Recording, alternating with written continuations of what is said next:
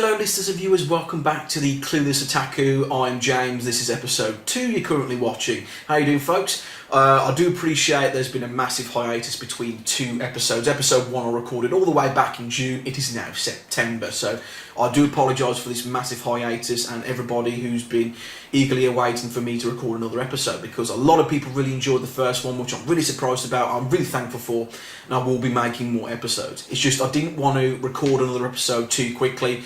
I wanted to make sure I had enough information to work with and make it interesting enough for people to have discussions and debates over as well.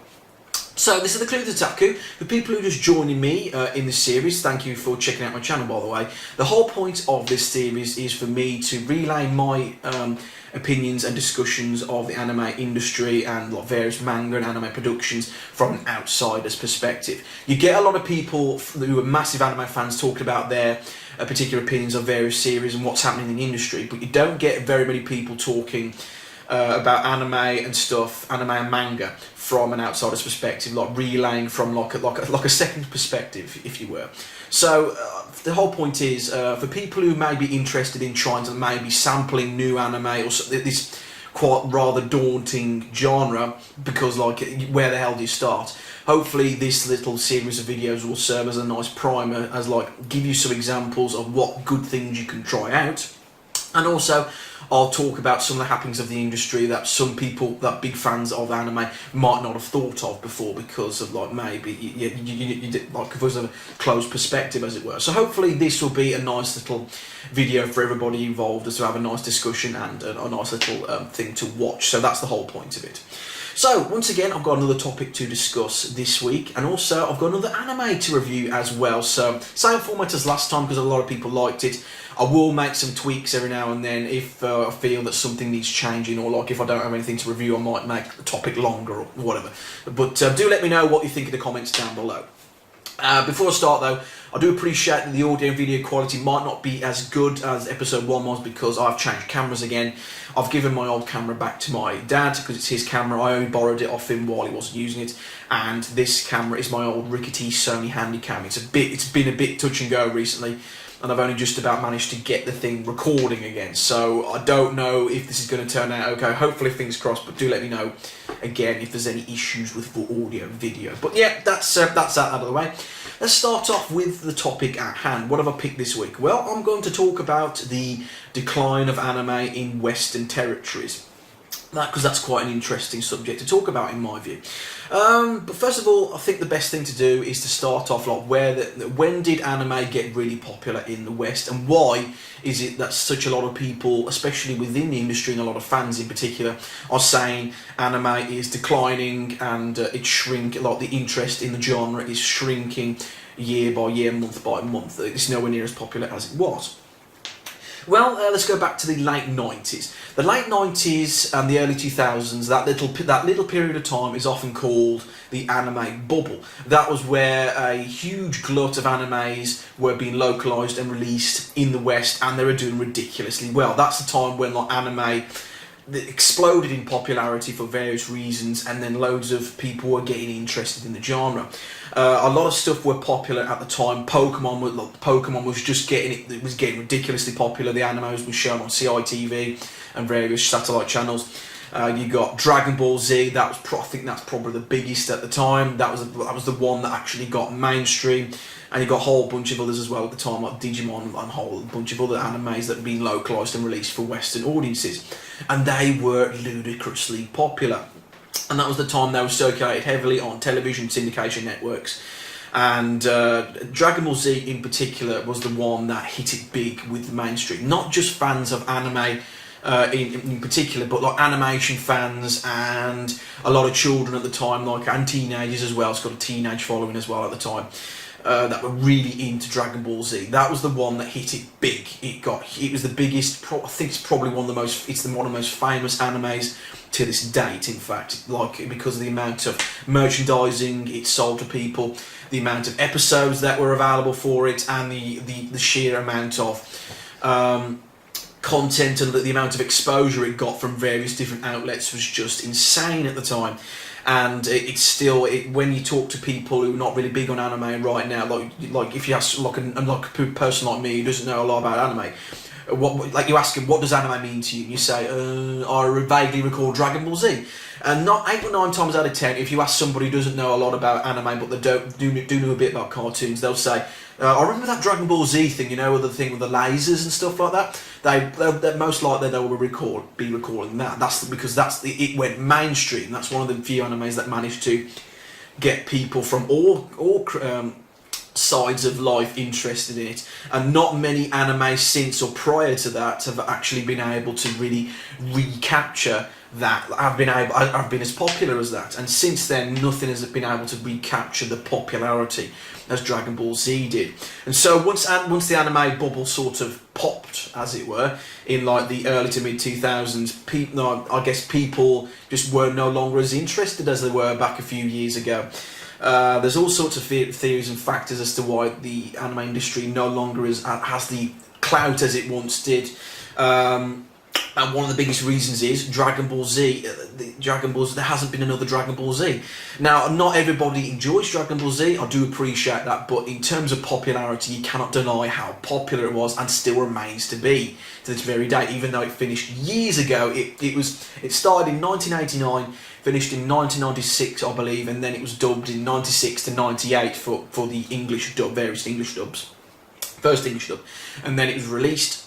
And then it exploded in popularity, and because of Dragon Ball Z, like, we've got to get more animes, we've got to get more of them in. We get Pokemon, we've got card captors, we've got all sorts of things coming in, and people watched all those. Like the anime industry hasn't been able to recapture hasn't been able to exactly make another Dragon Ball Z in terms of popularity. Not that I can know of off the top of my head as an anime been as popular as Dragon Ball Z was and still is. There has been a lot of critically acclaimed animes, don't get me wrong, that's been released over here and localised over here, but in terms of popularity, nowhere near as strong as Dragon Ball Z was. That was the de facto anime. That was the one that got everybody interested in. And when that finished, it's sort the anime industry since then has been on a slow decline.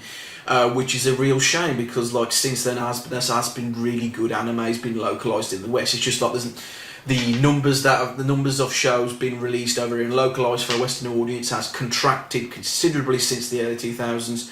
You're still getting some pretty. It only tends to be the higher production value ones, from ones like Studio Ghibli and like the big anime studio productions. They still get released over here, but nothing as prolific as that show was. It was such and still is a phenomenon in the realm of anime, but people just aren't interested anymore, really. No anime really has captured the imagination of so many people as Dragon Ball Z did, and that's one of the biggest reasons. It's just it wasn't able to recapture the success of that anime, which is a shame, really. And you could argue, I guess a lot of people just moved on from anime, they had their fill from Dragon Ball Z. It just, for whatever reason, anime for most people, it became unfashionable as time went on.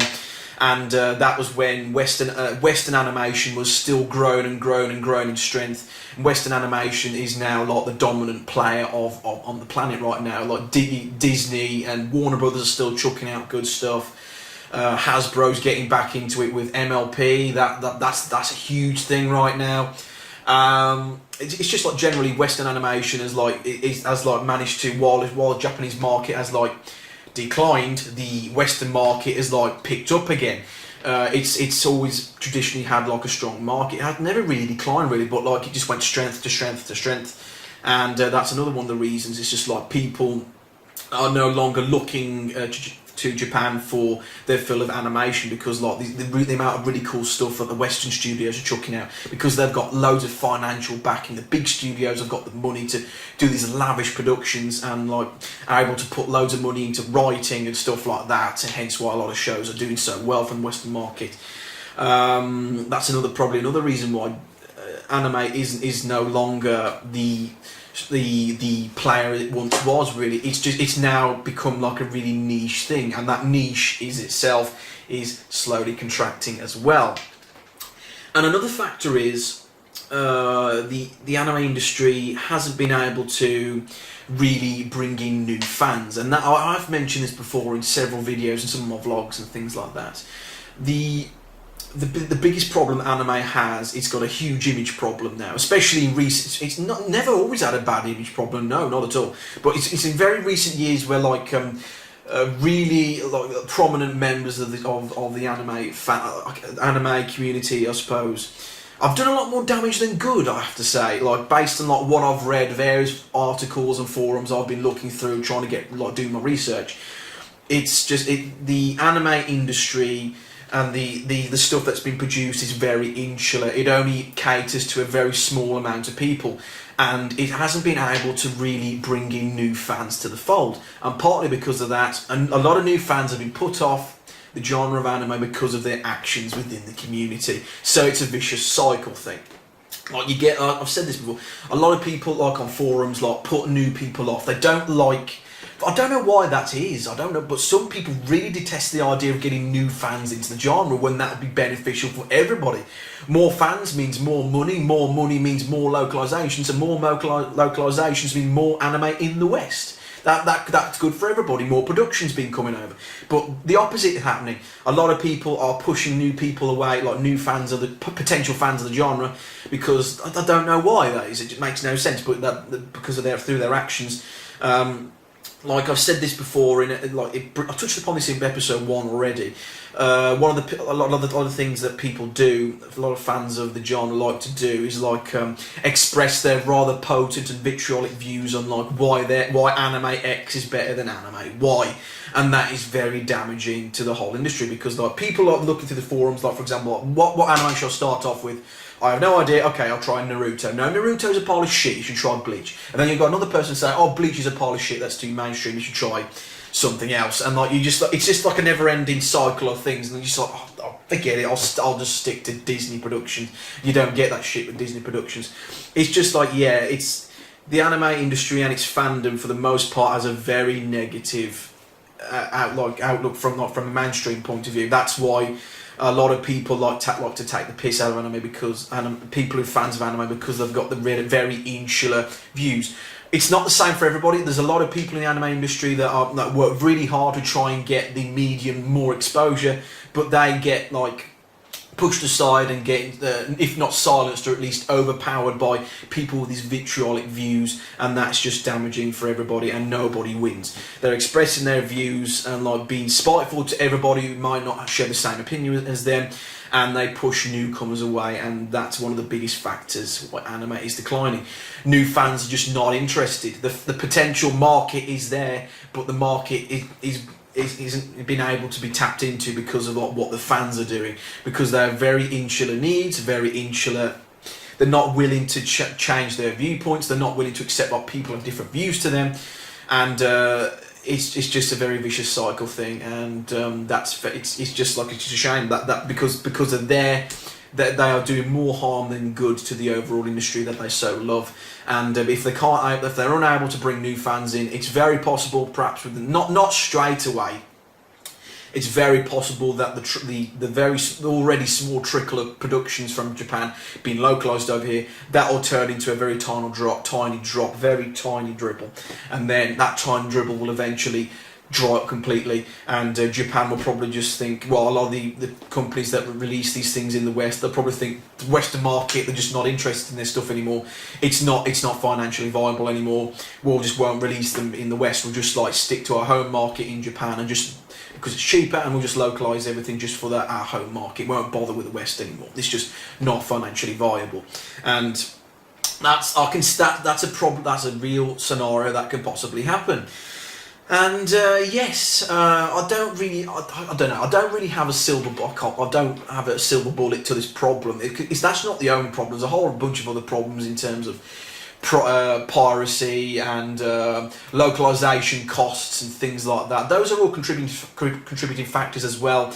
But that's one of the biggest things. Like partly because a lot of people within the fandom are causing damage, and partly because the industry itself hasn't been able to recreate the success of Dragon Ball Z. It needs another Dragon Ball Z, but it hasn't been able to recreate that success. Those are the two biggest factors.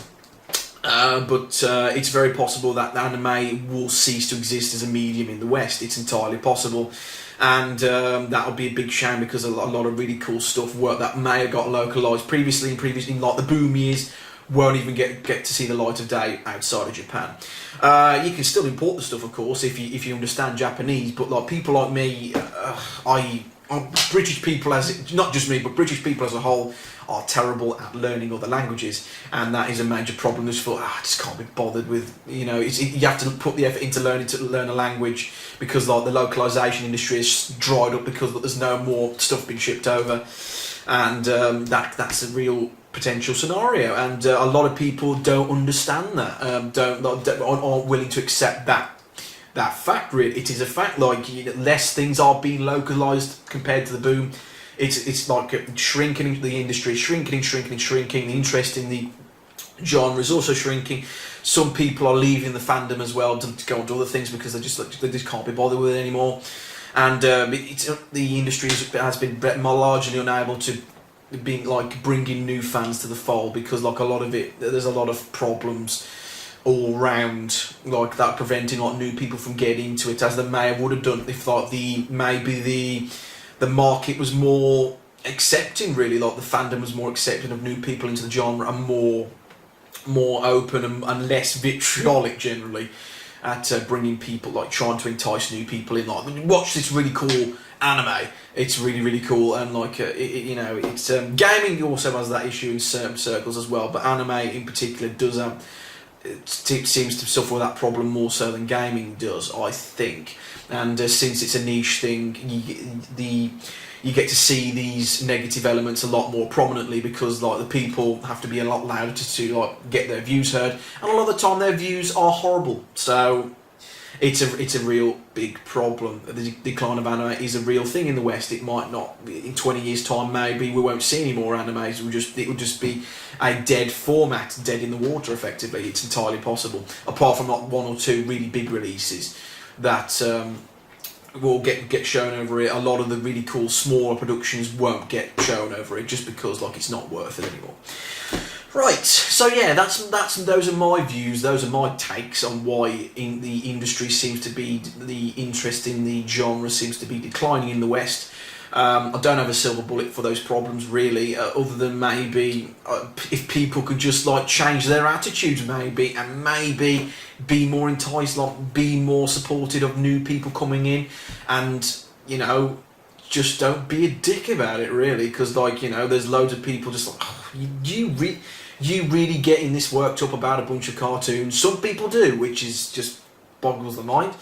But anyway, what can I say? Those are my views on the subject. That's the topic out of the way. Right, that's that out of the way. Let's be more positive. Let's talk about an anime I've watched recently, and it's another good one. Of course, I've got another couple of Blu-rays as well to show that I've bought them as well. This is Black Lagoon. I've got series 1 and 2 on Blu-ray. These are the UK releases. I'll talk about the anime first of all before I review the actual Blu-rays. Black Lagoon, for people who don't know, is about a shipping company in this place in the South China Sea called Walanapa, if I'm pronouncing that right. I can never pronounce it right, it's great. It's like this little island of debauchery where crime is a way of life, and this company called Lagoon Company runs all sorts of these seedy, they're like a shipping company who deal with all sorts of shady characters, including people in the Russian mafia, the local crime elements, the Chinese triads, I think, and a whole bunch of other shady characters, and they've all set up base in this place called Walanapa, and they deal these they deal with these like shady contracts involving including taking cargo to various places, including drugs and alcohol and things like that, dealing with shady elements and dealing with guns as well and stuff like that. It's a it's like this little small company who deals with shady dealings, and everybody on the island, you get the impression, has got their own agenda, and they've got the whole purpose of being on this crime-filled island or the place in the South China Sea is to actually make money, exclusively make money, get loads of drugs, get laid all the time. All kinds of debauchery happens. Murder is quite frequent in this place. loads of sex everywhere, prostitution is common, people getting killed everywhere. It's just a very dark and grim place. And Black Lagoon follows these characters from Black Lagoon Company and their dealings with these various crime gangs and elements within this island. And in the first episode, I won't go too far into it because it's a very well paced and put together action show. Not all of it's action, but some of it is action. In the first episode, they kidnap this Japanese businessman for the sake of this deal that they've got to put through. But then they very quickly get themselves embroiled in this against this gang who has access to military hardware and is trying to kill them. So they're on the Black Lagoon boat and they're trying to escape this nutcase in a gunship. And they've got to try and escape him, and they do manage to escape him. But I'm not going to tell you what happens because it's very good. They manage to escape him. They get back to the island, and business as usual. They try and set up contract with these various crime overlords in various aspects of various different crime syndicates, and they do dealings with them because they're not the neutral party in all of this chaos that is Welanipa. And it's a very well paced and put together anime. The main characters have got their own agendas. They also have got lots of dark secrets. Very gradually, their past secrets are being revealed to the viewer, and you get to see why a lot of the characters are so unhinged, because this place is full of crime and it is a way of life for a lot of them. Remy is this gun-toting psychopath who goes around with these two twin Berettas handguns. She's like the main gun woman of Black Lagoon Company. She deals with all the murdering and the killing and stuff like that, and you find out why she's turned out into this psychotic character. You've got Rock, who is the Japanese businessman. He ends up joining Lagoon Company because he was stuck in this rut. His life was terrible. He was a really poor office job, and because he was kidnapped, he decided to, I suppose, in Stockholm syndrome sort of way, he ends up joining Black Lagoon Company for the thrill of crime, and he ends up helping out the other guys in the Black Lagoon Company. And you've also got the computer guy who deals with all the computer hacking and stuff like that, and you've also got the head of Black Lagoon Company as well. He's the one who does all the transactions and sets up all the jobs for all the other guys to do. So it's a very that's the main premise of it. The Lagoon Company does all these dealings, shady dealings with all sorts of different characters. You've got the Russian mafia. You've got the Chinese triads, and you've got the figureheads of these shady elements come out and they deal dealings with Lagoon Company on their behalf in order to make money and stuff like that. So series 1 is around the jobs that they do, Lagoon Company, with these various crime elements, and then series 2 expands more and goes into more darker territory. It goes a bit more unhinged and a bit more psychotic in series 2. Series 1 is got loads of action elements. You've got loads of gunfights, the choreographed gunfights are really, really cool. You've got Revies blowing things up with rocket launchers and pistols. And then number 2 is more character based. You get to see the progression of the characters play out a little bit more. Then you've got and all these little elements threading together beautifully. You've got one main plot thread of around Black Lagoon Company, and then you've got all these crime elements coming towards them, doing dealings with them, and then you'll find out they're trying to double cross another company, and they're trying to double cross another company, and there's all these little knotted threads start to unravel in series 2. Series 1 is very good, and series 2 is even better. And in series 3, you can call it series 3, which I don't have on Blu-ray yet, unfortunately. Which is called the OVA. OVA is, if you see the term OVA referred to an anime, OVA means original video animation, which basically means it's a standalone release which is not based on an anime or another anime or another manga production. So it's a standalone release. Series 3 is based around the OVA. Is based on a character called Roberta, which is a maid which appears in the previous seasons, and you'll find out that her backstory is even more twisted and warped. You get to find out that why she turns out this way. She's like this crazy maid with loads of bazookas and rocket launchers, and she goes on a killing spree. And because she's trying to defend this little kid of this the Lovelace family, I think it is. I have to double check that. But this little family, she has to defend. If you enjoy loads of gunfights and loads of intrigue, it deals with its plot lines very well, very competently. It's not over the top all the time, and it's got a very grim and very somber undertone through that runs through the whole thing. It's really enjoyable to see. It's a nice contrast between the characters, in gunfights, fighting each other, and with various arrays of weapons, including rocket launchers, machine guns, bazookas, and all that other stuff, pistols and things. Torpedo rockets and things. All that stuff is in Black Lagoon. If you like explosions and gunfights and stuff like that, they are over the top. They're brilliant, and but it's not like that all the time. As I've said, you've got it deals with its peaks and troughs competently. You've got it's crazy 1 minute, and then for a while it slows down for a bit, for the character development to move on a little bit more, and then it goes up again and then down again. So you got this really dark and grim undercurrent going through. Some of the characters have got really dark pasts, and you get to find out why some of these characters are so screwed up. And it's got it's really quite grim and quite bleak.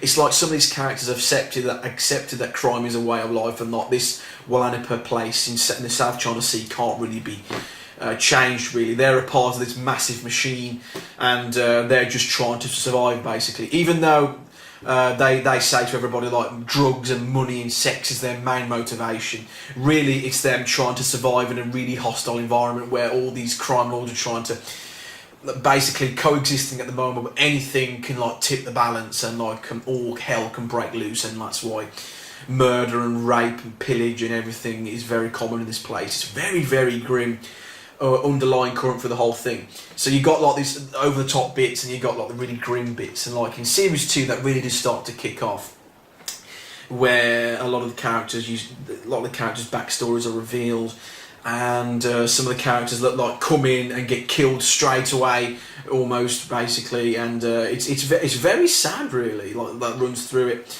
But yeah, I thoroughly enjoyed Black Lagoon. I really enjoyed it.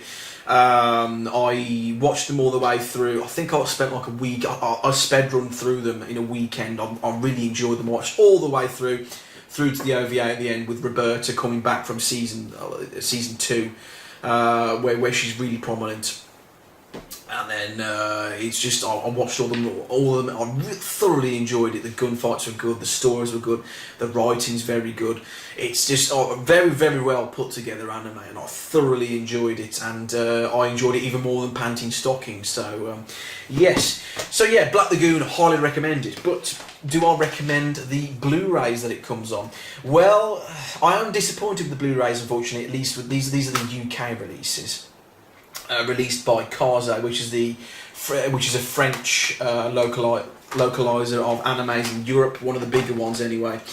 It's just a real shame that these two these Blu-rays aren't as good as the American releases. Unfortunately, the American release, I should say.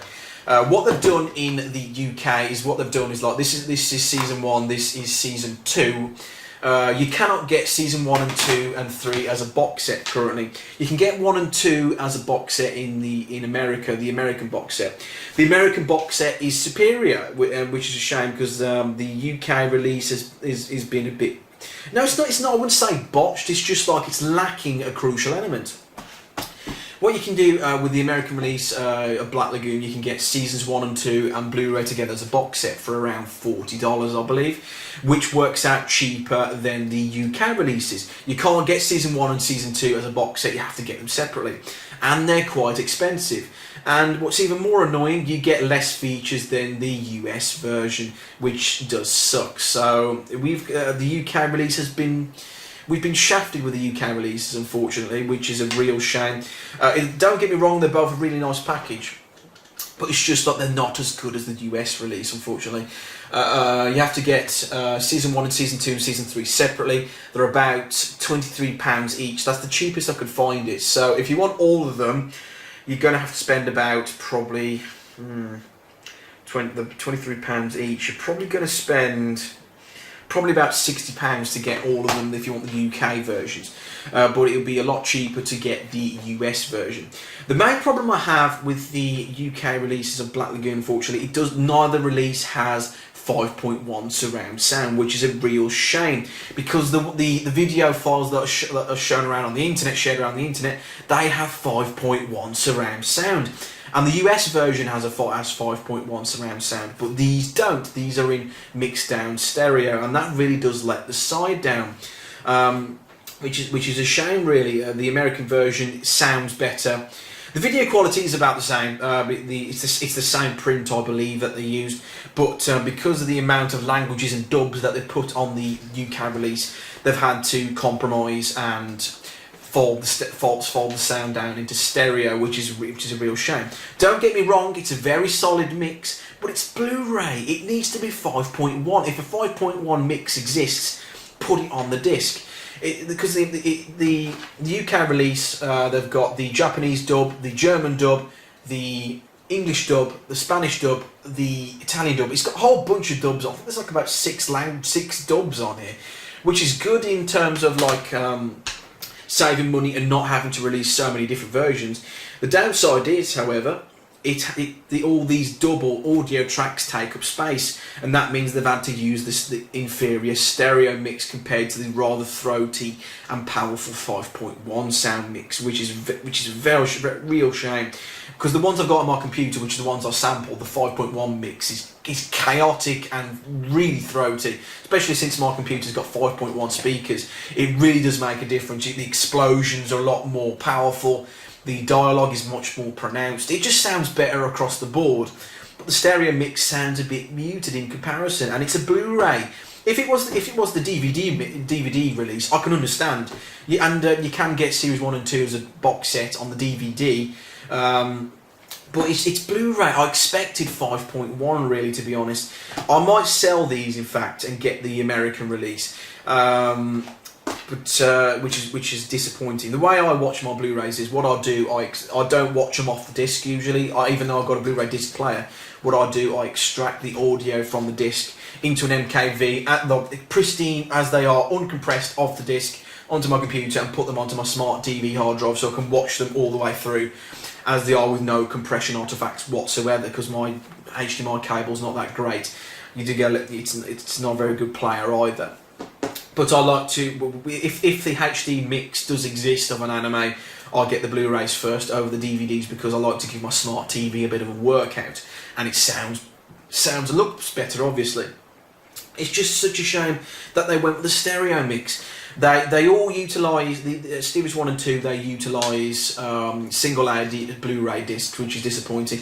They could have gone with the 5.1 mix if they had have gone with double layer Blu-rays.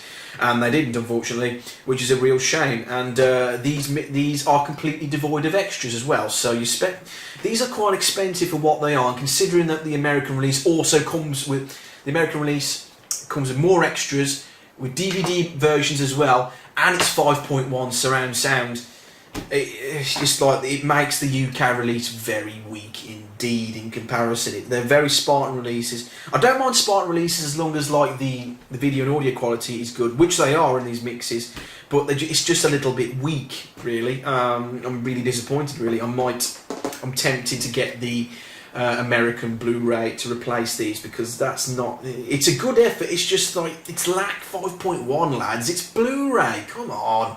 If it was the DVDs, I wouldn't mind. Stereo, in the name of saving space on like the relatively limited DVD format now, stereo that is perfectly fine. But for Blu-ray, it's got to, if a 5.1 mix exists, then use 5.1, for crying out loud. And especially for British people who are terrible at, are never ever going to touch the other dubs, apart from the only dubs that most people tend to touch are either the English or the Japanese dubs. So I don't see the point in including all the other mixes, especially since like UK audience and most UK people who buy these in the UK are not going to touch the other dubs at all. I'm not going to touch the German, not going to touch the Italian, not going to touch the Spanish, not going to touch any of those, because I'm not interested in them. They don't serve a purpose for me, because I don't understand them. They do include subtitles, but these take space, all these dubs. I wish it was like the American release where it's just Japanese and the English dub. And then it would have been 5. Well, there'd been plenty of space for 5.1, but they only used single-layer discs, so it is disappointing, really. And they're cheaper, so the US version is better. So it's probably I'm probably going to sell these and get just to get the American versions. I have got software that can bypass the locking and just get the full uncompressed files and put them, which is compatible with a smart TV. So do bear that in mind. If you do plan on importing the American version, you will need that bit of software called Make MKV, which like converts them into MKV files, and you can put them on your smart TV. At least my smart TV is compatible with these files. Do bear in mind like how you want to watch these. If you don't want to import, if you don't want to use that software, and you don't have a US Region 1 capable Blu-ray player, then you are out of luck. You are going to have to stick with the UK releases, unfortunately. It feels like a massive compromise. I wouldn't, all those extra dubs, I don't want them. I wanted the 5.1 mix, which is a real shame. It's not present on these, so I can't recommend the Cars releases, unfortunately. Go for the US release through I think it was out of print for a while. I think it's back in print now, but you can still get it through Amazon anyway for about $40, which will work out around, if you factor in all the costs, it'll be probably about like 34, 35 pounds ish. If you factor in all the import costs as well and VAT and stuff, it'll still work out cheaper getting that instead of getting the UK releases 1 and 2 separately. But yeah, so Black Lagoon, fantastic anime, not so good UK Blu-ray